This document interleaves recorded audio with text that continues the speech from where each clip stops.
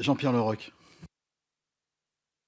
Merci, Monsieur le Président. Monsieur le Ministre, un chapitre PME doit être rajouté au TTIP. Ainsi, le 7 janvier dernier, l'Union européenne a rendu publique sa proposition écrite sur ce chapitre, proposition qui sera discutée avec les États-Unis lors du prochain round de négociations. En l'état, ce document suggère que le chapitre devrait inclure des échanges d'informations et de bonnes pratiques, notamment par la création d'un site web dédié aux PME et aussi par la création de bases de données. Cette initiative pourra en effet apporter une certaine aide aux PME européennes qui souhaitent exporter vers les États-Unis. Cependant, elle semble largement insuffisante pour développer l'export et ainsi d'atteindre l'objectif de la Commission européenne de porter d'ici 2020 de 13 à 25 % le pourcentage de PME européennes qui exportent au-delà du marché intérieur.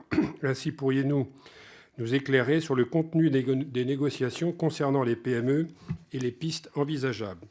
Par ailleurs, le TTIP est régulièrement présenté comme un accord dit de nouvelle génération, du fait de son objectif de convergence réglementaire. À la lecture des règles du traité sur le fonctionnement de l'Union européenne et de la jurisprudence de la Cour de justice de l'Union européenne, les accords internationaux classiques ne priment pas le droit européen. En sera-t-il de même pour les accords internationaux de nouvelle génération tels le TTIP?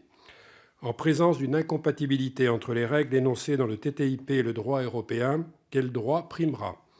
Par ailleurs, quel est le rôle prévu par le Parlement européen, co-législateur, dans le cadre de la négociation, de l'adoption et du suivi d'accords internationaux dits de nouvelle génération?